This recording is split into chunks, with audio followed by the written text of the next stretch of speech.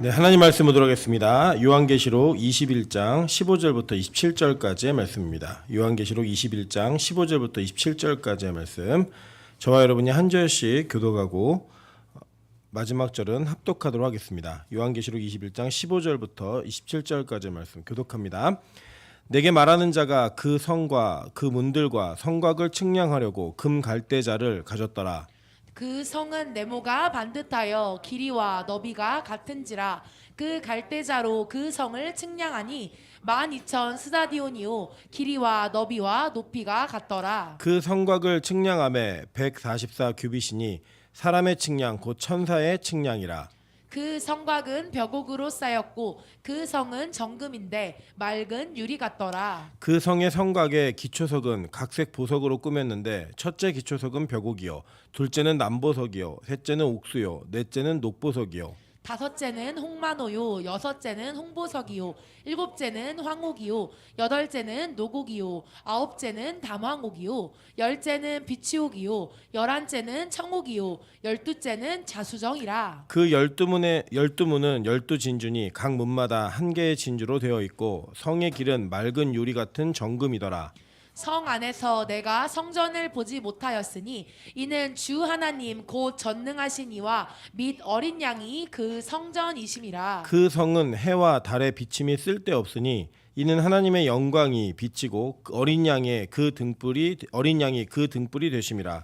만국이 그 빛 가운데로 다니고 땅의 왕들이 자기 영광을 가지고 그리로 들어가니라. 낮에 성문들을 도무지 닫지 아니하리니 거기에는 밤이 없음이라. 사람들이 만국의 영광과 종기를 가지고 그리로 들어가겠고 합독합니다. 무엇이든지 속된 것이나 가증한 일 또는 거짓말하는 자는 결코 그리로 들어가지 못하되 오직 어린 양의 생명책에 기록된 자들만 들어가리라. 아멘. 네, 오늘은 옆에 있는 분들과 이렇게 한번 인사하도록 하겠습니다. 당신이 근처에 앉아서 감격입니다.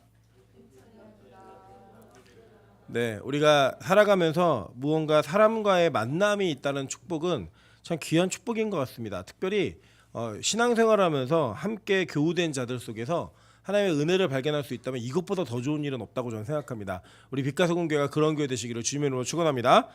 네, 오늘은 요한계시록 102번째 강해입니다. 21장 15절부터 17절까지의 말씀을 가지고 보석을 품다라는 제목으로 하나님 말씀 증거하도록 하겠습니다. 우리 지난 시간에 하나님께서 우리에게 허락하실 새하늘과 새 땅의 모습이 어떤 이미지로 요한에게 보여줬는지를 우리가 보았습니다. 그래서 이 준공이 되었다라고 얘기하는 것처럼 하나님의 나라가 완성되었을 때 그것을 측량하는 금 갈대자를 가진 자가 이것을 정확하게 측량한다고 얘기했고, 그 내용이 정육명체 이렇게 정확한 정사각형의 이렇게 이 그 크기와 넓이와 높이를 가진 그런 내용의 이미지를 보았다라고 얘기했습니다. 왜냐하면 이 고대 시대의 사람들은 대부분 지구가 둥글다라는 생각을 하기 이전에는 다 네모나다고 생각을 했고요. 그 네모나다고 생각하는 것이 정확하게 크게 같을 때 완전함을 이룬다고 생각을 했습니다. 그렇기 때문에 그 이미지가 보여진 거예요. 그리고 그렇게 그 창조되어진 하나님의 은혜 가운데, 새 창조가 이루어진 은혜 가운데 하나님이 이것을 미리 계속적으로 힌트해 놓으셨다라고 말씀드렸습니다. 그래서 성막에서 어디가 정확한 정육면체를 가지고 있다고 했죠?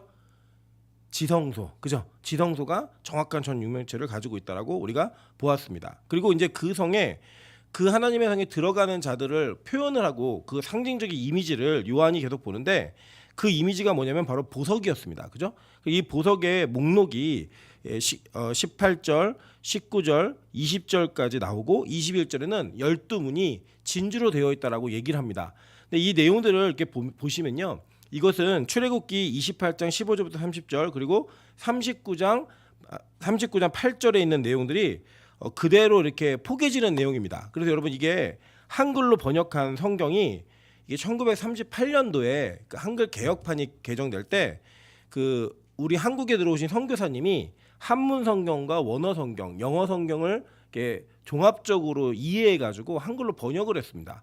그래 가지고 이제 번역하다 보니까 여기에 나와 있는 뭐 벽옥이라든지 뭐 남보석, 뭐 옥수, 녹보석 이러면 저 익숙하지가 않으시잖아요. 그죠? 이 보석의 이름들이 실제로 이걸 영어 성경으로 바꿔 보시면 뭐 사파이어, 루비 뭐 이런 겁니다. 그러니까 이제 영어 성경을 보시면 우리 자매들이 이 정신을 못 차리기 때문에 그렇게 보지 않고 그냥 우리 한글로 봅니다. 보는데 그런 보석들의 내용이라는 거예요. 뭐 무슨 보석이 어떤 의미가 있는가? 뭐 이것은 제가 예전에 여러분 기억나실지 모르겠지만 그 12지파의 출발이었던 12아들들에 대한 설교를 하면서 각 보석이 가지고 있는 이스라엘 안에서 이미지 이것들을 잠깐 살펴본 적이 있습니다. 근데 뭐 이게 오늘 뭐 그것까지 살피면은 또 너무 시간이 오래 걸리기 때문에 이 내용들을 그냥 간략하게 요약해서 전체 하나님의 백성들이 다 보석이었다. 이거를 상징적으로 성경은 우리에게 계속 얘기한다라는 거예요. 실제로 성경에 그렇게 기록되어 있는 걸 보게 됩니다. 출애굽기 39장 8절에 보면 이렇게 얘기합니다.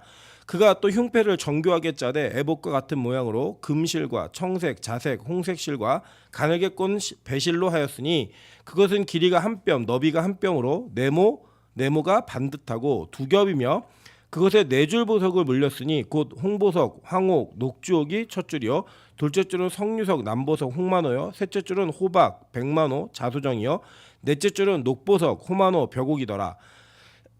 다 금태에 물렸으니 이 보석들은 이스라엘의 아들들의 이름 곧 그들의 이름으로 12이라 도장을 새긴 같이 그 12지파의 각 이름을 새겼으며 라고 얘기해요. 그러니까 이제 지금 여러분 제가 사진 한 장 실어놨지 않습니까? 이게 간지에 보시면 이게 대제사장의 복장이에요. 복장인데 여기 보시면 위에 맨 위에 겉옷 그 우리 지금으로 이해하기 쉽게는 앞치마처럼 이렇게 입은 옷이 있잖아요. 이게 에봇입니다.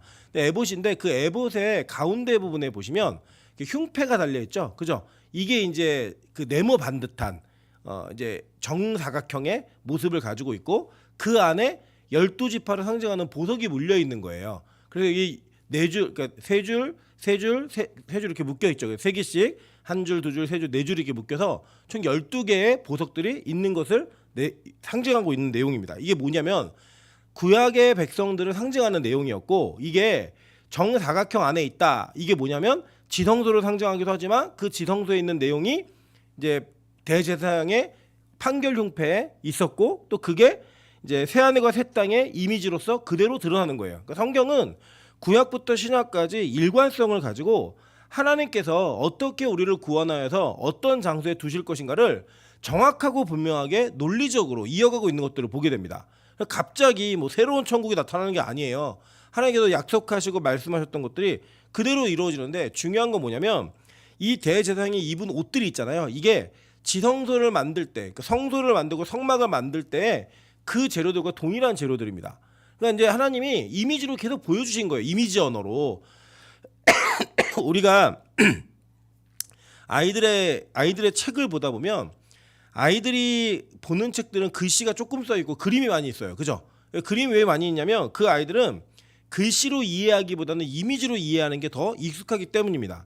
근데 우리도 보시면 성인이 되어서도 여러분 뭔가를 암기하고 뭔가를 기억하려고 하려면 이미지가 같이 되어 있는 게 더 외우기 쉽습니다. 뭐 예를 들면 사과는 영어로 뭐죠? 이 정도는 다 아셔야죠. 그죠? 네, 사과. 예, 그래 애플. 그냥 애플이라 그러면 촌스러우니까.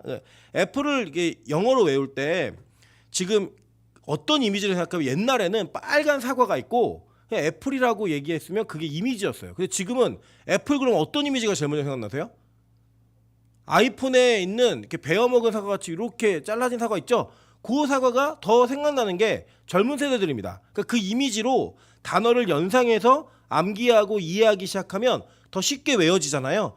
그것처럼 성경은 이게 원래 처음에 성경은 읽으라고 쓴 책이 아니에요. 책값 자체가 워낙 비쌌고 종이가 워낙 비쌌기 때문에 성경은 들으라고 쓴 책이었습니다. 그러니까 듣는 걸로도 이해할 수 있는 내용들을 본 거예요. 그리고 그렇게 들려지는 성경의 말씀이 보여지는 이미지로서 대제사장, 성막, 성전 이렇게 보여졌을 때 아 그때 들었던 내용이 저런 이미지였구나. 그게 결부되면서 아 이게 하나님께서 우리에게 주시는 정확한 이미지로서의 언어로 우리에게 전달되고 있는 거구나. 이걸 느낀 거예요. 이해가 되시죠? 무슨 말인지. 그렇게 구약 성경은 그리고 또 신약 성경은 우리에게 주어진 거라는 겁니다. 근데 중요한 건 뭐냐면 이 대제사장이신 원래는 대제사장은 아론 지파의 계열이 있었고 멜기세덱의 계열이 있었잖아요. 그죠? 이 두 지파가 쭉 내려오는데 여기에 멜기세덱의 지파, 이 멜기세덱의 반차를 따른 이 대제사장은 누구였어요? 다윗과 예수 그리스도였잖아요. 그죠? 그 예수 그리스도가 이 12지파인 보석을 가슴에 품고 하나님 앞에 나아가는 모습으로 간다는 거예요. 그러니까 이게 뭐냐면 우리가 우리 자신의 능력과 우리 자신이 가지고 있는 근거와 우리 자신의 자원으로서는 하나님 앞에 나아갈 수 있는 존재들이 아니라는 겁니다. 우리는 어떻게 나아가는 존재들이냐면 예수의 품에 안겨서 나아갈 수밖에 없는 존재라는 거예요. 그래서 저와 여러분은 원래 보석 원석이에요. 원석에는 이렇게 원석을 딱 보면은 원석 자체가 예쁘지 않아요. 원석은 울퉁불퉁하고 뭐 흙도 묻어 있고 색깔도 막 섞여 있습니다. 근데 그 원석이 진짜 보석이 되려면 세공을 해야 돼요. 그죠? 그 세공을 할 때 깎여져 나가고 또 더 빛나게 만들고 이런 과정들이 있거든요. 지금 여러분이 그런 과정을 겪고 있는 겁니다. 그러니까 여러분 예수 믿으면 완벽해진다? 이거 다 거짓말이에요. 그럴 수 없어요. 우리는 그렇게 태어난 존재가 아니라니까요. 우리는 원래 날 때부터 죄라고 하는 그것을 안고 태어난 자들입니다. 아담과 하와의 선악과 사건 이후로서는 우리 모든 인류는 죄를 가지고 태어나는 존재들인 거예요. 그래서 저 여러분에게 있는 죄성은 그냥 가만히 숨만 쉬고 있어도 드러나요. 그래서 숨만 쉬고 있어도 미워하는 사람이 생긴다 안 생긴다? 생겨요. 막 지난번에 뭐 얘기하더라고요. 막 채취가 싫대요 그 사람이. 뭐 그 가만히 앉아 있는데 숨만 쉬는데 죄를 짓는 거예요. 그냥 서로. 아 난 네 냄새가 싫어. 뭐 보는 것으로 다 얘기하잖아요. 우리 가끔씩 그러잖아요. 예를 들어 어떤 사람의 외모나 어떤 사람이 가지고 있는 습관이나 행동들이 마음에 안 들 때 있잖아요. 그냥 보이는 것만으로도 싫을 때가 있다는 거예요. 그게 심지어는 부부 사이에서도 그런 일이 일어날 수 있어요. 우리 인간이 그런 존재라는 겁니다. 자기가 사랑해서 쫓아다니면서 구애해서 결혼한 그 관계 속에서도 그냥 보는 것만으로도 싫을 때가 있어요. 그 우리 인간이에요, 인간. 우리는 그렇게 죄라고 하는 것을 어쩔 수 없이 수반하고 태어나는 존재들이에요. 그렇기 때문에 우리는 하나님 앞에서 만들어져가는 과정이 있어야지만 보석처럼 빛날 수 있다라는 거예요. 그래서 그건 어떻게 가능하냐? 예수가 그 보석을 품고 하나님 앞에 나아갈 때 그 일이 온전하게 이루어진다는 겁니다. 그래서 예수와 동행하는 삶, 함께 있는 삶이 그렇게 중요한 거예요. 에스겔 37장 25절부터 28절입니다. 내가 내 종 야곱에게 준 땅 곧 그의 조상들이 거주하던 땅에 그들이 거주하되 그들과 그들의 자자손손이 영원히 거기에 거주할 것이요 내 종 다윗이 영원히 그들의 왕이 되리라. 내가 그들과 화평의 언약을 세워 영원한 언약이 되게 하고 또 그들을 견고하고 번성하게 하며 내 성소를 그 가운데 세워서 영원히 이르게 하리니 내 처소가 그들 가운데 있을 것이며 나는 그들의 하나님이 되고 그들은 내 백성이 되리라. 내 성소가 영원하도록 그들 가운데 있으리니 내가 이스라엘을 거룩하게 하는 여호와인 줄 열국이 알리라 하셨다 하라 라고 얘기합니다. 그러니까 우리가 거룩하게 되는 방법은 다른 게 아니에요. 여러분이 뭐 삶을 잘 살고 결단하고 노력하고 이래서 거룩해지는 게 아니라 하나님께서 우리 가운데 계실 때 우리가 하나님 안에 거할 때 그때만 거룩해질 수 있다는 겁니다. 여러분 거룩이라는 단어는 인간으로부터 나오는 단어가 아니에요. 하나님에게만 있는 단어이고 그 하나님에게 속한 자가 되었을 때 우리는 거룩이라는 단어를 사용할 수 있다는 겁니다. 그리고 여러분 그렇게 존재되어진 그렇게 만들어진 저 여러분의 인생은 하나님께서 지어가시는 인생이라는 거예요. 그래서 여기 이 사도 요한이 거기에서 이런 어떤 성을 보았는데 이 성과 함께 유대인들에게 어떤 개념이 있냐면 실제로 나중에 성지순례 가보시면요 다윗성이 있고요 다윗 성터가 있어요. 그리고 그 다윗성 안에서 제일 높은 지역이 바로 성전 지역입니다. 그래서 유대인들에게는 넓은 개념으로서는 다윗성까지가 다 성전이에요. 그리고 이 성전이라고 하는 단어 그 단어하고 다윗성까지 포함하는 성전이라는 단어 다르겠습니다. 헬라 원어로는. 그런데 지금 이 요한은 뭘 본 거냐면 밖에 있는 다윗성과 같은 큰 성을 본 거예요. 12문이 있는. 그리고 그 안으로 들어가서 성전을 찾는 거예요. 습관적으로. 그들에게는 우리 그런 거 있잖아요. 이렇게 궁궐을 지을 때 경복궁을 지어놓고 이렇게 경회로 있고 막 이렇게 지어놓을 때 그 법칙이 있잖아요. 어느 안으로 들어가면 뭐가 있고 그런 것처럼 유대인들에게는 성이 있으면 그 성 안에 성전이 반드시 있어야만 해요. 그래서 이제 요한이 들어가 봤더니 어떤 일이 벌어지냐면 22절 보세요. 성 안에서 내가 뭘 못 봤대요? 성전을 보지 못하였으니 이는 주 하나님 곧 전능하신 이와 및 어린 양이 그 성전이심이라 라고 얘기해요. 그러니까 성전이 자체가 본질적으로 누구인가를 설명해주고 있는 겁니다. 눈에 보이는 성전이 이제 없어요. 그래서 여러분 그 세대주의자들이 분석하는 것처럼 이스라엘에 다시 성전이 지어지면 예수가 재림한다? 말도 안 되는 얘기예요. 계시록에 보면 그냥 이 성전 자체가 예수 그리스도이기 때문에 이 성전이신 예수 그리스도의 실체가 오면서 모든 것에 보여지는 건물의 기능은 끝났습니다. 여러분 이런 거예요. 원래는 처음에는 성막이 있었잖아요. 그 성막이 약 850년 동안 기능했습니다. 그 다음에 이 성막이 솔로몬 시대에 와가지고 바뀌었어요. 뭐로 바뀌었죠? 성전으로 바뀌었다는 거예요. 그리고 솔로몬 시대부터 약 1000년이 지난 이후에 이 성전에서 예수 그리스도가 선언을 합니다. 어떤 선언하죠? 야 이거 무너뜨려버려. 내가 3일 만에 다시 일으킬 거야. 이게 성전 정화 사건이 아니라 성전 폐쇄 사건이에요. 이게 성전 끝난 거예요. 이미 끝났고 진짜 성전은 나다. 그러면서 제자들이 나중에서야 예수의 부활 이후에 그 몸 대신 예수 그리스도가 성전이심을 그들이 깨달아 알았다. 이렇게 얘기하고 있어요. 그러니까 이제 더 이상 건물로서의 성전 필요해요, 안 필요해요? 안 필요해요. 우리에게는 예수가 필요하다는 겁니다. 그 예수의 성전 안에 거하고 그 예수 안에 거하면 그 하나님의 능력과 은혜 가운데 우리가 거룩해지는 영광을 입게 된다라는 거예요. 그러면 지금 저와 여러분에게 성전의 개념은 뭐예요? 지금 현재 아직 주님이 아직 안 오셨잖아요. 아직 안 오셨는데 저와 여러분 성전의 개념은 뭐예요? 우리예요. 이 교회가 성전인 거예요. 저와 여러분이 예수에게 연락되어진 자, 연합되어진 자, 이들의 모임 자체가 성전이라고 성경 우리에게 너무나 명확하게 얘기하고 있습니다. 에베소서 2장 20절부터 22절 볼게요. 너희는 사도들과 선지자들의 터 위에 세우심을 입은 자라. 그리스도 예수께서 친히 모퉁이 돌이 되셨느니라. 그의 안에서 건물마다 서로 연결하여 주 안에서 성전이 되어가고 너희도 성령 안에서 하나님이 거하실 처소가 되기 위하여 그리스도 예수 안에서 함께 지어져 가느니라. 일맥상통하잖아요. 보석이 다듬어지고 진짜 보석처럼 빛나게 되는 과정. 성전이 거의 서로 연합되어지고 연락되어져서 연결되어져서 예수 안에서 함께 지어져 가는 과정. 이 모든 것들이 일관성 있게 하나님은 우리를 만들어 가시고 그 만들어 가시는 완성의 은혜를 따라 그 하나님의 새 하늘과 새 땅에 들어가게 되면 눈에 보이는 건물의 성전이 중요한 게 아니라 뭐가 중요하냐? 거기에 들어간 저와 여러분이 중요하다는 거예요. 여러분 그래서 가장 교회의 귀한 자산이 뭐냐? 성도입니다. 다른 거 아니에요.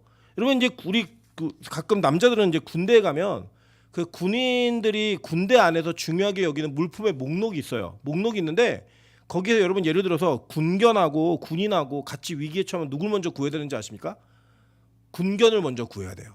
군인의 입장으로 볼 때, 군대에서 전투하는 입장으로 볼 때 한 사람의 군인보다 한 마리의 개가 더 중요해요.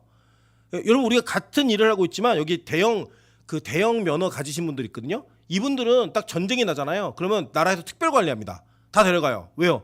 그 큰 차 운전하게 해서 군내에 관련된 전쟁에 관련된 일을 하게 만들려고 특별하게 관리를 해요. 그러니까 평소에는 그걸 가지고 있는 게 대단한 게 아니에요. 각자 자기 직업의 선택에 달려 있는 거지만 특정한 상황에 딱 들어가게 되면 그 필요한 것들에 의해서 그 사람이 가지고 있는 능력이나 가지고 있는 위치가 너무나 중요한 위치가 되어져 버리는 이런 일들이 벌어진다는 거예요. 그러니까 여러분 성도는 이 땅에서는 성도라고 우대해주지 않아요. 절대 우대받지 못합니다. 오히려 비난받고요. 오히려 손가락질 받고 조롱받는 세대가 바로 이 땅이에요. 왜? 여긴 바벨론 성이니까. 근데 어디 가면 새하늘과 새 땅인 하나님의 성에 들어가게 되면 여러분보다 귀한 사람이 없는 거예요. 믿으십니까? 여러분 옆 사람에게 자랑하십시오. 나 같은 사람 만나기 힘듭니다. 자신이 없으세요? 여러분 같은 분들 만나기 힘든 거예요. 이 시대에 하나님을 예배하고 말씀 가운데 서 있고 예배를 드리기 위해 모여 있다? 쉬운 일 아니라는 거예요. 앞으로 시대가 더 어려워지고 과학과 문명이 발달하면 발달할수록 종교적인 역할에 대한 의구심과 의문들이 계속 쏟아질 겁니다. 그러면 기독교 안에는 점점점 누구만 남냐? 진짜 하나님께서 선택한 옥석들만 남을 거예요. 그래서 사실 이 시대는 옥석 가르기를 하고 있는 시대고요. 앞으로 그것이 더 구체적이 될 거라는 거예요. 알곡과 죽정이 그 얘기잖아요. 다른 게 아니라. 그래서 저와 여러분이 이곳에 예배하고 있는 은혜가 있다라고 하는 것 자체만으로도 너무나 귀하신 분들인 거예요. 그게 바로 성도의 모습이고 그 연합이 새하늘과 새 땅 안에서 가장 중요한 핵심적 위치. 그러니까 실제로 가보시면 다윗성보다 성전이 더 높은 위치에 있어요. 성전의 위치가 그곳에 가장 좋은 곳에 저와 여러분이 예수와 연합되어서 거기에 거하게 된다라고 성경은 우리에게 말하고 있는 겁니다. 그래서 여러분 보세요. 히브리서 8장 5절부터 8절에 구약을 너무나 정확하게 이해한 이 히브리서 저자가 신약 시대와 구약 시대에 보았던 성전, 성막, 대제사장 모든 것들이 다 어디로부터 근원하고 있는 걸 얘기합니다. 볼게요. 그들이 섬기는 것은 하늘에 있는 것의 모형과 그림자라. 모세가 장막을 지으려 할 때 지시하심을 얻음과 같으니 이르시되 삼가 모든 것을 산에서 내게 보이던 본을 따라 지으라 라고 얘기했어요. 자, 그러니까 성막도 성전도 다 누가 모세가 본 것을 기초로 해서 계속 발전되어진 거죠. 그죠? 그래서 성전은 누가 디자인했어요? 성전은 예? 그러니까 성막은 모세가 디자인했잖아요. 성전은 누가 디자인했어요? 다윗이 했어요. 다윗이 그 디자인을 하고 그 디자인대로 지은 건 솔로몬이에요. 그러니까 다윗이 디자인했단 말이에요. 다윗은 누군데요? 영원한 대제사장이잖아요. 그러니까 이 대제사장들에 의해서 성전이 디자인된 거예요. 근데 이 디자인된 거는 다 눈으로 본 것을 그대로 기록했다는 거예요. 그런데 그걸 근원을 뭐라고 얘기하고 있냐면 그들이 섬기는 것은 하늘에 있는 것의 모형과 그림자라라고 얘기해요. 그리고 다시 한번 기억해 볼게요. 제가 하나님의 의도 안에서 요한계시록과 창세기 중에 뭐가 더 먼저라고 얘기했어요? 요한계시록이 더 먼저라고 얘기했죠. 그 뭐냐면 사람이 쉽게 설명드리면 처음 듣는 분들도 계시니까 예를 들어 제가 토끼를 그려야겠다라고 생각을 하면 펜을 붙잡고 그림 칠판이나 종이에다가 그림을 그리기 전에 토끼의 모습이 저한테 이미지로 그려질까요? 안 그려질까요? 그려지게 되겠죠. 그죠? 그러니까 하나님께서 새하늘과 새 땅을 이렇게 완성해야겠다라고 하나님 의도 속에 이미 디자인이 끝난 거예요. 그리고 창조가 시작된 거라고요. 그러니까 하나님의 의도 안에서는 뭐가 더 시간적으로 먼저예요? 요한계시록이 먼저인 거예요. 그러니까 그 요한계시록에 나타나고 있는 새하늘과 새 땅 안에 성전과 이 성이 어떻게 이루어져 있는가를 모세에게 다윗에게 환상과 계시로 보여주셔서 그걸 본따서 디자인하겠다라는 거예요. 그래서 이 세상에 나타난 것들은 다 그 하늘에 있는 것들의 그림자, 모형이다. 이렇게 얘기하는 겁니다. 이해되시죠? 그러니까 이렇게 다가올 하나님의 나라가 더 중요해요? 아니면 이전에 있었던 성막이나 성전이 더 중요해요? 다가올 하나님의 나라가 훨씬 중요한 거죠. 그런데 이거 성경을 거꾸로 해석하시는 분들이 자꾸 뭐 성전을 다시 지어야 된다. 그게 지어져야 되면 예수가 온다. 이렇게 이해하더라는 거예요. 아니에요, 여러분. 그냥 우리의 교회, 하나님의 성전이 이렇게 예배드리다가 주님 다시 오시는 날에 그렇게 그냥 옮겨지는 거예요. 그게 바로 성전의 모습인 거예요. 그러니까 여러분과 제가 관계하고 있는 성도들이 뭐 저 사람이 아프면 그냥 아픈가 보다. 저 사람이 어려우면 어려운가 보다. 그렇게 여러분 교회의 관계성을 가져가시고 여러분의 성전을 그렇게 지어가시잖아요. 여러분의 천국은 그거밖에 안 되는 거예요. 그거 뭐예요? 천국이 아닌 거죠. 그거는. 교회는 어떤 곳이에요? 교회는 우리가 부족하지만 하나님 나라 가면 우리가 같이 사는 존재이구나. 같은 공동체이구나. 이게 진짜 가족이구나. 그래도 그 땅에 갔을 때 이 공동체와 함께 하나님을 예배하는 모습으로 살아가는 거구나. 이거여야 돼요. 다른 거 아무것도 없는 거예요. 그래서 거기 가면요. 인간관계에 부부다, 자식이다, 뭐 부모다 이런 거 없어요. 왜 없는지 아세요? 여러분 생각해 보실게요. 가끔은 부인이나 남편이 예수를 안 믿어서 홀로 신앙생활 하시는 분들이 계실 거예요. 그리고 그게 끝까지 그렇게 갈 수도 있겠죠. 때로는 자식이나 부모가 믿지 않아서 부모 세대는 믿는데 자식에게 믿음이 없을 수도 있고 자식에게 믿음이 없는데 부모 세대는 믿음이 없을 수도 있어요. 여러분 이 땅에서의 모든 관계는 다 그렇게 관계를 이루어집니다. 그리고 예를 들면 뭐 많은 고민 안 하셔도 돼요. 예를 들어 저하고 김희원 집사하고 같이 아프면 우리 김미희 권사님이 누굴 위해서 기도를 간절하게 하실까요? 뭘 목사를 위해 많이 해요. 희원이를 위해서 훨씬 많이 하죠. 자기 자녀이니까. 이 땅에선 그래요. 이 땅에서는. 명수 형제하고 저하고 아프면 희원 집사가 누굴 위해서 기도 많이 할까요? 뭘 뻥을 쳐요. 뭘 목사를 위해서 많이 한대요. 무조건 남편을 위해서 많이 하게 돼 있어요. 그거 어쩔 수 없는 거예요. 이 땅에서는. 그런데 여러분 만약에 천국에 갔는데 그렇게 소중하게 생각하던 내 가족이 지옥에 있는 거 본다. 그게 천국일까요? 얼마나 괴로울까요? 그게 얼마나 힘들까요? 천국에선 그래서 그런 관계성을 다 없어지는 거예요. 누구와의 관계성만 있냐? 예수 그리스도와의 관계성만 있고 복음 안에 있는 자들이 진짜 가족이 되는 거예요. 그리고 이게 되게 무서운 얘기입니다. 근데 왜냐면 이건 제 얘기가 아니에요. 성경이 이렇게 말하고 있다니까요. 그래서 성경에서 뭐라고 얘기해요? 예수님께 이 땅에 오셔서 야 내가 칼을 주러 왔지 화평 주러 온 거 아니야. 그 얘기했죠. 그러면서 자기의 부모나 뭐 며느리, 딸, 자식 나보다 더 사랑하는 자는 천국에 들어오지 못한다라고 얘기했잖아요. 그게 거기서 나오는 이야기들입니다 다. 그러니까 그런 곳이 천국인 거예요. 그러니까 누가 천국의 백성이냐? 예수를 믿는 자들의 천국의 백성이고 누가 가족이냐? 진짜 여기 여러분 저와 여러분이 가족인 거예요. 이 공동체가. 그래서 예수님이 처음에 공생애 사역 하실 때 어머니하고 형제들이 왔습니다. 근데 예수님 뭐라고 얘기하세요? 누가 내 형제고 누가 내 어머니냐? 아버지 뜻대로 행하는 자가 내 가족이고 나의 친척이고 이렇게 얘기하시잖아요. 그게 바로 성경이 말하고 있는 새하늘과 새 땅의 모습이라는 거예요. 여러분 그 나라에 갈 때, 그 나라에 들어갈 때 다른 이들과 들어가는 게 아닙니다. 여러분 가족끼리 가족 단위로 들어가는 게 아니에요. 저와 여러분이 온전한 예수 그리스도의 품 안에 안긴 자들, 그 보석들만이 그곳에 들어가게 된다는 겁니다. 여러분 그래서요. 성경 우리가 뭐라고 얘기하냐면 아까 히브리서 계속 볼게요. 그러나 이제 그는 더 아름다운 직분을 얻으셨으니 그는 더 좋은 약속으로 세우신 더 좋은 언약의 중보자시라. 저 첫 언약이 무흠하였더라면 둘째 것을 요구할 일이 없었으려니와 그들의 잘못을 지적하여 말씀하시되 주께서 이르시되 볼지어다 날이 이르리니 내가 이스라엘 집과 유다 집과 더불어 새 언약을 맺으리라 라고 얘기해요. 그러니까 구약에 나타난 시내산의 언약은 완전한 언약이 아니라는 거예요. 그게 무흠한 언약이 아니라는 거예요. 왜냐? 율법은 제가 항상 말씀드리잖아요. 율법은 우리 죽으라고 준 거예요. 다른 기능으로 준 게 아닙니다. 여러분 율법의 기능이 제일 명확한 기능이 뭔지 아세요? 죄가 뭔지 알려주는 거예요. 그래 여러분 그 율법 앞에 섰을 때 여러분 죄인이에요 아니에요? 죄인이잖아요. 그 율법을 들여대고 너의 율법에 의해서 이게 죄인인지 아닌지가 결정이 돼 라고 얘기를 하면 우리는 율법 앞에 섰을 때 부끄러운 모습으로 설 수밖에 없는 존재들이라고요. 여러분 법이라는 게 얼마나 중요한지 한번 잘 생각해 보세요. 가끔 이렇게 헐리우드 드라마를 보면 영화를 보면 어떤 범죄를 저지르고 멕시코로 막 도망가는 일들이 많이 벌어져요. 그죠? 왜 그렇죠? 그 국경을 넘는 순간 더 이상은 미국 법에 저촉받지 않는 거예요.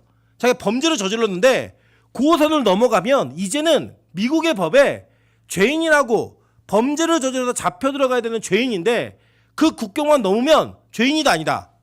아닌 거예요. 이 땅에서도 국가별로 죄인지 아닌지를 결정을 합니다. 여러분 미국은 주별로도 다 달라요. 예를 들면 지금 이게 알려드려도 되나? 태국에서요. 이 대마초가 합법화되었습니다. 그 태국 가면 막 사탕이라는 거 막 드시면 안 돼요. 지금 대마 사탕, 뭐 대마 관련된 초콜릿 막 이런 거 막 나와요. 또 여권 만들지 마세요. 이거 듣고 가야겠다.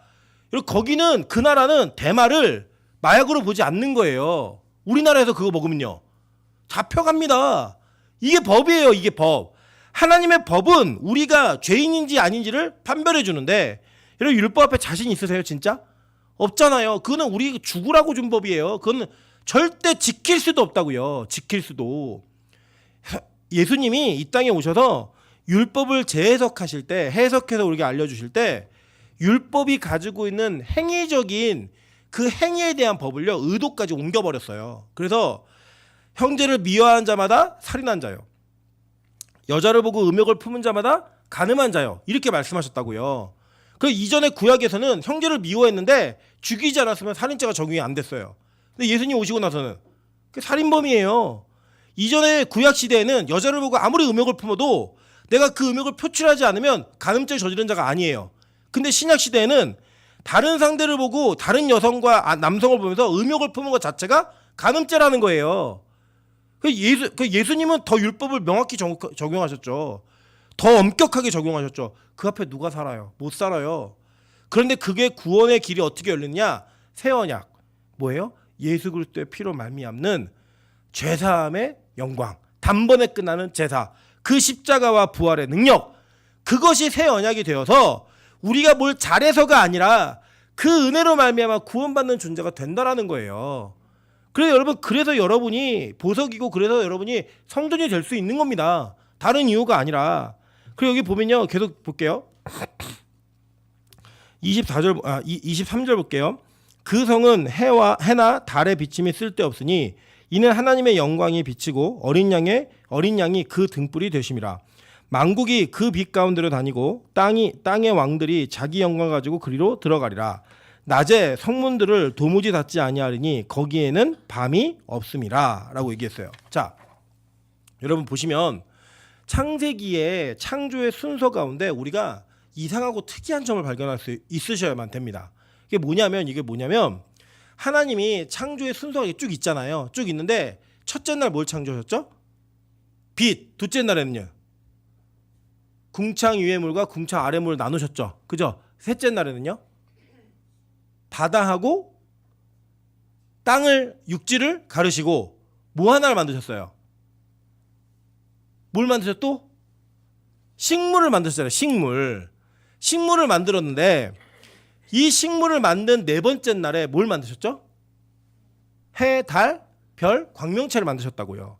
여기서 논리적으로 뭐가 안 맞는 것 같아요. 과학적인 방법으로는. 자, 보시면 식물은 뭐가 있어야 살아요? 빛이 있어야 살잖아요. 해가 있어야. 근데 하나님은 식물을 해보다 먼저 만드셨대요. 그러니까 이게 논리적으로 안 맞는 거예요. 그럼 이 식물들은 무슨 빛을 보고 살았는가? 첫째 날의 빛을 보고 산 거예요. 이 첫째 날의 빛은 무슨 빛이냐? 히브리어로는 오르라고 하는 생명의 빛을 얘기하는 빛입니다. 이 빛이 누구를 얘기하는 거냐? 요한복음 1장에서는 예수가 이 땅에 오실 때 어두운 가운데 빛으로 오셨다. 이걸 얘기하는 거예요. 그러니까 그 빛이 이제 새하늘과 새 땅에 있는 거예요. 그러니까 이 빛, 우리가 보고 있는 모든 것들 빛이 있어야 보잖아요. 태양으로부터 오는 것도 다. 근데 그것의 근원적인 빛, 그 빛의 근원이 생명의 근원되는 오르는 예수 그리스도 한 분밖에 없는 거고, 그 예수 그리스도가 계시는 그 새하늘과 새 땅에 이제는 더 이상 해와 달이 쓸데없는 거예요. 필요도 없는 거예요. 밤이 있다 없다? 없어요. 여러분, 밤은 어두움은 항상 성경에서 어두움은 죄와 연결된 걸로 계속 상징이 되었잖아요. 그런데 이제 완성이 되어지는 그 나라에서는 어둠이 있다 없다? 없어요. 여기 보시면 나중에 우리 22장에서 살펴보겠지만 생명나무는 있는데 선악과는 없어요. 이제 더 이상 우리를 유혹하고 무너뜨리고 시험하는 것들은 이 땅에 있다 없다? 없어요. 완벽한 땅인 거예요. 완벽한 땅. 이것이 회복되어지고 이렇게 일어날 거라고 성경은 우리에게 누누이 알려줬다라는 거예요. 창세기 1장 3절부터 5절 보겠습니다. 하나님이 이르시되 빛이 있으라 하시니 빛이 있었고 빛이 하나님 보시기에 좋았더라. 하나님이 빛과 어둠을 나누사 하나님의 빛을 낮이라 부르시고 어둠을 밤이라 부르시니라. 저녁이 되고 아침이 되니 이는 첫째 날이라 라고 얘기했는데 이제 어둠이 있다 없다? 없는 거예요. 그러니까 여기 뭐가 없는 거냐면 시간이 없는 거예요. 시간이. 여러분, 재밌는 게 뭐냐면 이게 우리가 이런 게 있습니다. 가끔 이 실험을 할 때 칠흑 같은 암흑 속에 사람을 그냥 두잖아요. 그리고 이게 며칠이 갔는지 몰라요. 여러분, 요 얼마 전에 광부 2명이 그 광산이 무너지면서 갇히셨잖아요. 보름인가 만에 그 구조를 했는데 그분들은 보름 지났다고 못 느낀 거예요. 왜죠? 이 낮과 밤이 돌아가는 게 없으니까.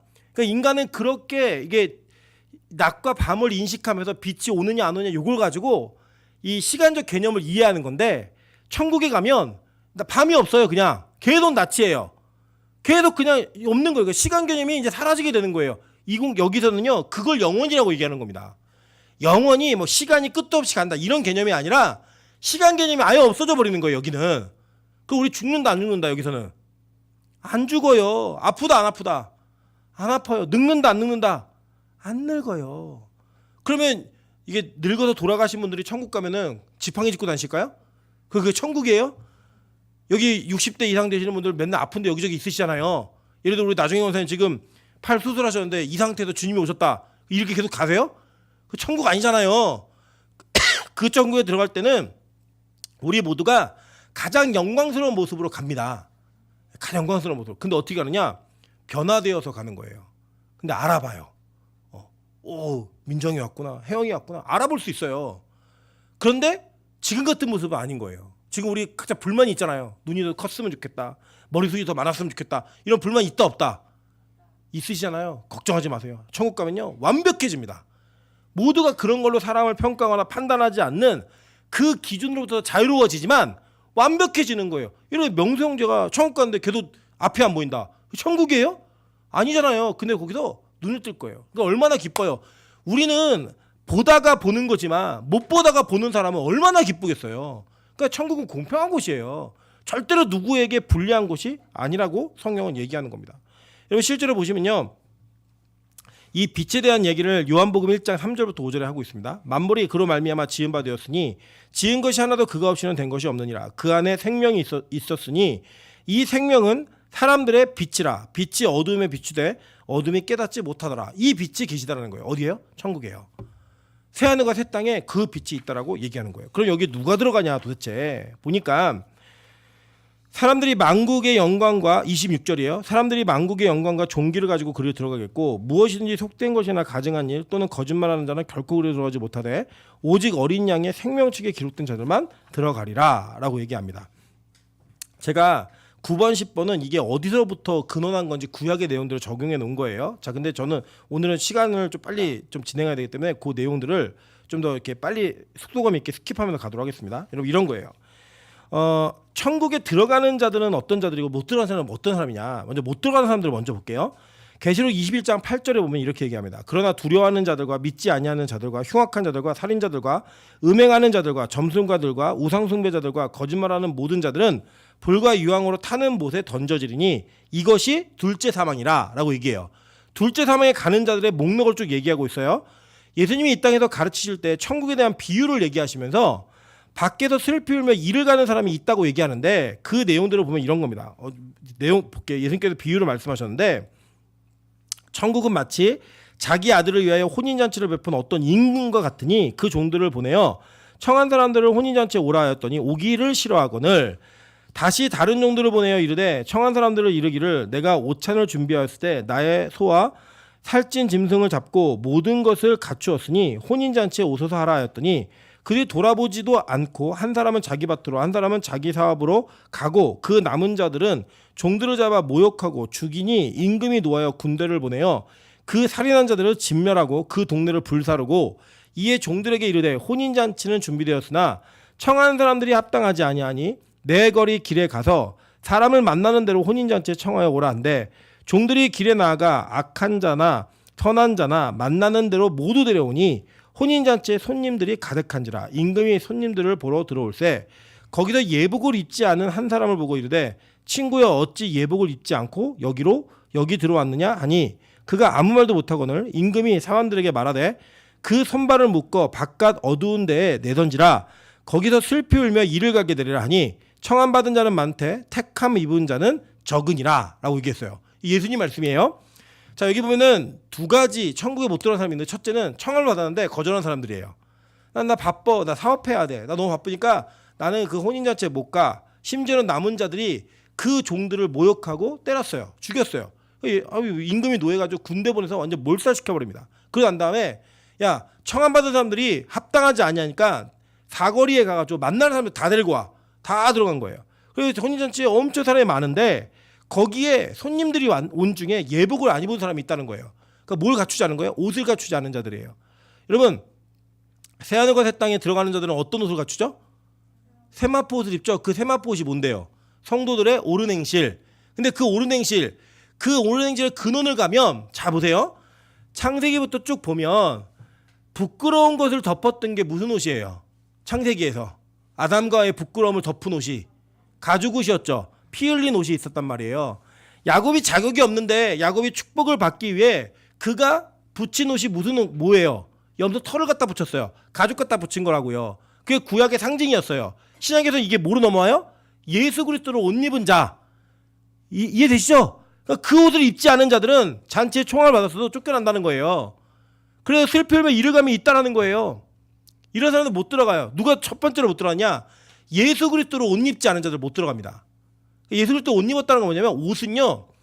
제가 보니까 자기가 어떤 사람인지를 표현하는, 특히 고대 시대에는 어떤 색깔의 옷을 입었는가 이게 되게 중요했습니다. 그래서 여러분 자주장사인 루디아 있잖아요. 이 루디아는 그 자주 옷을 만드는 사람이에요. 근데 이 자주 옷은 지금으로 얘기하면 명품 옷이고 귀족들만 입는 옷이에요. 그러니까 이 루디아가 직업이 뭐였냐면 뭐 알마니 이런 양복 만드는 사람이었던 거예요. 그런 거를 제작하는 자기의 신분을 나타내는 옷이 중요했다고요. 그런데 예수 그리스도를 옷 입었다. 이건 뭐예요? 내가 예수 그리스도임을 나타내는 자들, 그렇게 살아가는 자들, 그게 예수를 옷 입은 자들이라는 거예요. 다른 게 아니라 이 땅에서 뭐 좋은 옷을 입었다, 명품을 입었다, 아무 의미 없고요. 내가 예수 그리스도인임을 나타낼 수 있고 누가 날 봐도 예수를 믿는 자임을 확인할 수 있는 그 옷을 입은 자들이 살아가는 방식의 모든 것들이 옳은 행실이라는 거예요. 그게 세마포로 나타나고 상징되어지는 겁니다. 그래서 예수를 옷 입지 않은 자는 못 들어가요. 마태복음 25장 28절부터 30절 여러분이 한번 읽겠습니다. 시작. 빼앗아 10달란트를 가진 자에게 주라. 무릇 있는 자는 풍족하게 되고 없는 자는 그 있는 것까지 빼앗기리라. 이 무익한 종을 바깥 어두운 데로 내쫓으라. 거기서 슬피 울며 이를 갈리라 하니라. 그리고 이 비유는 여러분 잘 아시는 달란트 비유입니다.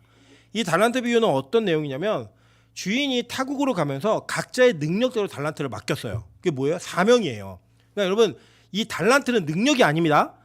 주인 그 성경에 보시면요, 능력대로 그 달란트를 맡겼다고 얘기해요. 그래 이건 뭐냐? 사명이에요. 그러니까 여러분 사람마다 다 똑같아요. 예를 들면 교회가 어려움에 처하고 교회가 어려운 일이 있으면 이 중에 누가 그 어려움에 대한 책임을 제일 많이 져야 될까요?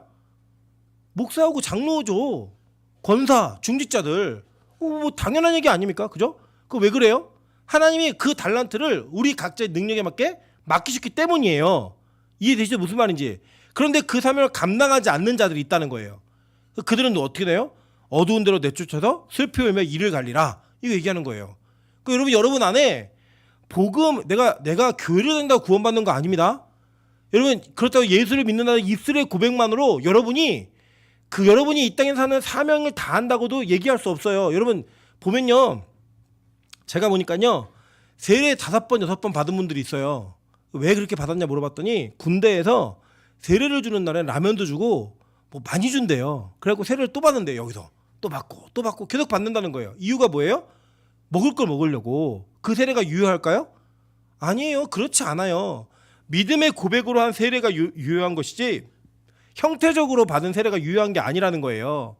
여러분이 입술로 고백하는 그냥 마음의 진심이 없는 예수 그리스도에 대한 고백은요, 여러분의 믿음에 절대 유효하지 않아요. 그래서 제일 위험한 사람이 누구냐? 모태신앙인데 교회를 꾸준히 습관적으로 다니는데 그 안에 하나님을 향한 고백도 없고 예수를 향한 희생도 없고 사명도 감당하지 않는다. 이거는요 예수 안 믿는 거예요. 이 고백 그냥 교회만 다니는 거라고요. 여기를 뭐 때문에? 집안 때문에, 그냥 습관 때문에 안 오면 불안하니까. 그거 믿음 아니에요. 성경 절대 믿음이라고 얘기 안 했어요. 맡긴 사명과 달란트가 있는데 그거 안 하면 내쫓기를 만든대요. 그래서 못 들어가. 여기 보세요. 누가복음 13장 22절부터 30절입니다. 예수께서 각 성, 각 마을로 다니다 가르치시며 예루살렘으로 여행하시더니 어떤 사람이 여짜오되 주여 구원을 받는 자가 적으니까 그들에게 이르시되 좁은 문으로 들어가기를 힘쓰라. 내가 너희에게 이르노니 들어가기를 구하여도 못하는 자가 많으리라라고 얘기했어요. 자, 이 내용은 뭐냐면 요약하면 이런 겁니다. 자, 잘 보세요. 이 땅에서는 그냥 교인의 숫자를 늘리기 위해서는 교회의 문턱을 낮추면 돼요. 그리고 이 교회 안에 거할 수 있는 문턱도 낮추면 돼요. 그게 무슨 말이냐? 한 달에 한 번을 오든 뭐 10년에 한 번 오든 1년에 2번 오든 다 성도라고 얘기해 주면 돼요. 다 대우해 주면 된다고요. 그러면 사람들은 자기가 그리스도인이라고 얘기하고요, 자기의 종교가 기독교라고 말을 합니다. 그런데 여러분 잘 볼게요. 성경은 뭐라고 얘기하냐면 우리가 예수를 믿고 구원받는 자의 숫자가 많대요, 적대요? 적다고 얘기했어요. 그리고 그 문이 좁아요, 넓어요? 좁다고요. 그러면 그 문 자체는 넓은 문이 아니에요. 여러분 교회 안으로 들어오는 문은 넓을지 몰라도 예수의 신앙 안으로 들어가는 문은 절대 넓지 않습니다. 좁아요. 아무나 갈 수 있는 게 아니라는 거예요. 선택받는 자들만 그 좁은 길을 갈 수 있고 그 좁은 문과 좁은 길을 가는 자가 구원받은 자라고 성경은 우리에게 가르치고 있어요. 여러분 지금 여러분 여쭤볼게요. 여러분의 신앙생활이 넓은 문이에요, 좁은 문이에요? 여러분의 신앙생활이 지금 여러분이 하고 있는 신앙생활이 좁아요, 넓어요? 우리 교회는 좁잖아요. 매일 예배를 드려야 되고 뭐 특세 때는 뭐 어디 광주까지 왔다 갔다 해야 되고 잠도 못 자고 난리잖아요. 이게 무슨 문이에요? 좁은 문이에요. 근데 그걸 하나 하게 하신다는 거예요. 여러분 이전에는 좁은 문이었어요, 넓은 문이었어요? 넓은 문이었잖아요. 1년에 한 번을 드리든 뭐 한 달에 한 번을 드리든 교회만 가면 된다. 그 신앙이라고 얘기 안 해요. 성경은 이거 제 얘기 아니에요. 예수님 얘기라고. 예수님 얘기. 절대 구원받는 자가 많지 않아요. 적다고요. 이게 팩트예요. 팩트. 예수님이 말씀하신. 그래 여러분 보세요. 뒤에 보시면 집주인이 일어나 문을 한번 닫은 후에 너희가 밖에서 문을 두드리며 주여 열어주소서 하면 그가 대답하여 이르되 나는 너희가 어디에서 온 자인지 알지 못하노라 하니 그때 너희가 말하되 우리는 주 앞에서 먹고 마셨으며 또 주는 또한 우리의 길거리에서 가르치셨나이다 하나 그가 너희에게 말하여 이르되 나는 너희가 어디에서 왔는지 알지 못하노라 행악하는 모든 자들아 나를 떠나가라 하리라. 너희가 아브라함과 이삭과 야곱과 모든 선지자는 하나님 나라에 있고 오직 너희는 밖에 쫓겨난 것을 볼 때 거기서 슬피 울며 이를 갈리라.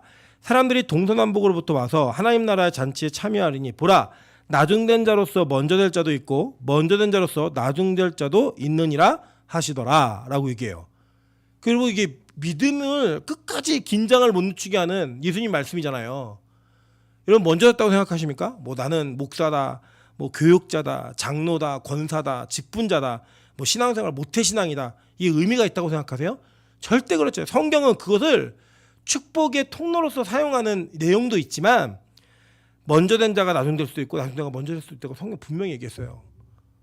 이게 저희 우리가 이 보석이 되고 천국에 들어가고 새하늘과 새 땅에 들어가는 게 만만한 일이 아니에요. 그냥 가만히 있으면 되는구나. 절대 그렇지 않아요. 그럼 이 땅에 누가 들어가느냐? 생명책에 기록된 자들이 들어가는 거예요. 그 내용을 한번 볼게요. 계시록 20장이 11절부터 15절입니다. 또 내가 크고 흰 보좌와 그 위에 앉으신 이를 보니 땅과 하늘이 그 앞에서 피하여 간데 없더라. 또 내가 보니 죽은 자들이 큰 자나 작은 자나 그 보좌 앞에 서 있는데 책들이 펴 있고 또 다른 책이 펴졌으니 곧 생명책이라.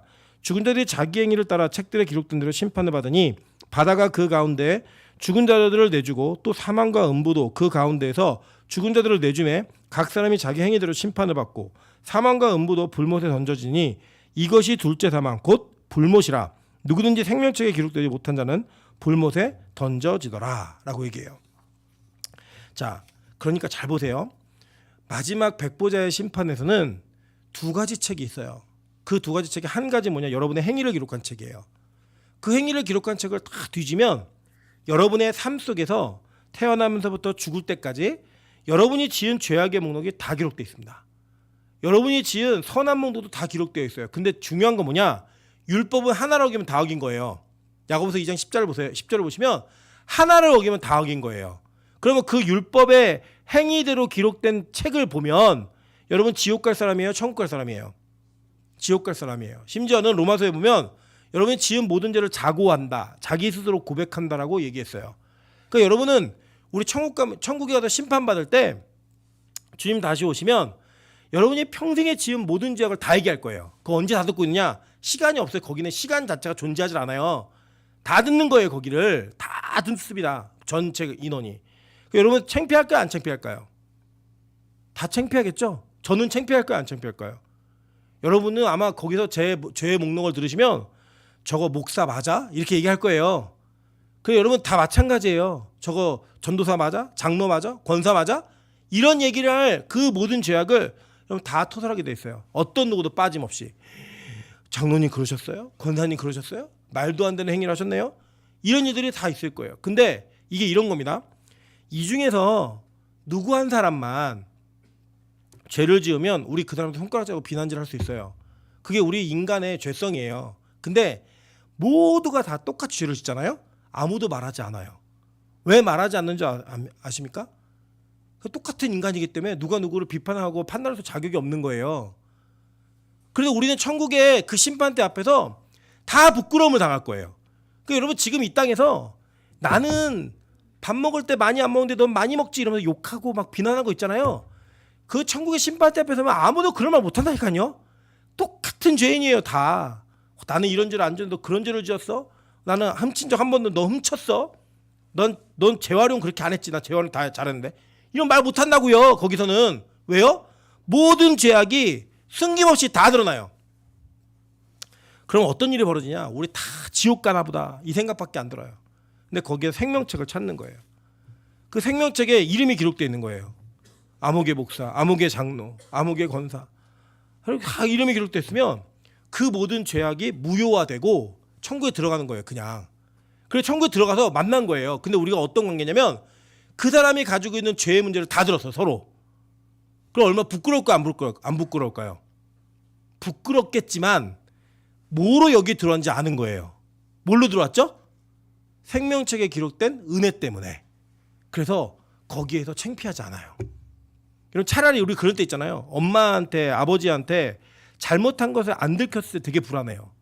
근데 들키고 매맞고 나면 속 시원하고, 아이 그래 차라리 잘 됐다. 이럴 때 있어요, 없어요? 있죠. 천국 가면 그 은혜가 있는 거예요. 내 일생에 아무한테도 말하지 못했던 잘못이 다 폭로되고 드러나요. 그런데 은혜로 말미암아 그 천국에 들어갔어요. 그러니까 부끄럽지 않아요. 그게 은혜인 거예요. 나 이런 죄인인데, 나 이렇게 죄를 많이 졌는데 나 보석이 되었어. 나 이렇게 정말 지옥 가는 게 너무 마땅한 인간인데 나 성전이 되었어. 이런 고백을 하면서 거기 사는 거예요. 그게 천국이라고요. 기대되지 않으십니까? 이 땅에서 못해요. 여러분 교회가 모두 천국이에요. 여러분 여기서 여러분이 지은 죄악을, 은폐된 죄악을 한번 얘기해 보세요. 어떤 일이 벌어지나. 사람들 여러분 피해요. 손가락질하고 뒤에서 수근수근거리고. 그런데 그 땅은 그렇지 않다는 거예요. 그래서 우리가 이 땅에서 좀 교회다운 교회를 만들어 보자는 거예요. 왜 내 죄악을 얘기하고 내 실수를 이야기하고 내 잘못이 폭로되어도 같이 기도해주고 아파해주고 고민해주고 그 죄악의 문제를 끊기 위해 서로를 위해 노력해줄 수 있는 그 은혜. 그 자꾸 폭로하는 거예요. 자꾸 이야기하는 거예요. 가끔 그런 얘기 많이 하더라고요. 뭐 목사님한테 뭘 얘기하면 다 얘기한대요. 맞아요. 그럴 수 있죠. 근데 여러분 제가 진짜 얘기하면요. 여기 얼굴 못 본 사람도 많아요. 진짜 알고 있는 얘기를 얘기하면. 그런데 제가 왜 그 수위를 자꾸 높여가느냐. 다른 거 아니에요. 아무것도 아니라는 거예요. 그 문제가. 그 문제를 아무거라고 생각하니까 말 못하는 거죠. 아무것도 아니라는 거예요. 그냥. 제가 그 얘기를 던졌을 때는요. 그 얘기를 말할 때는요. 다른 거 아니에요. 그래도 괜찮아. 그게 무슨 문제가 되겠니? 아무렇지도 않아. 그게 교회라고요. 그게 천국이라고요. 그거 어떤 것도 잘못 아니야. 괜찮아. 그거는 하나님 너에게 주신 은혜의 통로이고 네가 그런 실수를 했지만 하나님 너 회복시키실 거야. 새 사람 만드실 거야. 바꾸실 거야. 그 기대감이라고요. 다른 게 아니고. 그게 천국이기 때문에 저는 우리 빛가서공교회가 진짜 회개 기도를 할 수 있는 교회였으면 좋겠어요. 저는 우리 빛가서공교회가 형제의 죄악을 놓고 같이 아파할 수 있는 교회였으면 좋겠어요. 여러분 이렇게 보석을 품고 십자가의 은혜로 말미암아 천국에 들어가신 그 예수 그리스도가 저와 여러분을 품으시고 그 땅에 들어가실 거예요. 그 나라에 입성하실 거예요. 그 우리는 그곳에서 보석이 될 것이고 그 성전이 될 것입니다. 이제 더 이상 밤이 없는 곳에서, 이제는 더 이상 빛이 우리를 비춤으로 말미암아 어둠이 없는 곳에서 여러분 영원한 생명을 누리실 거예요.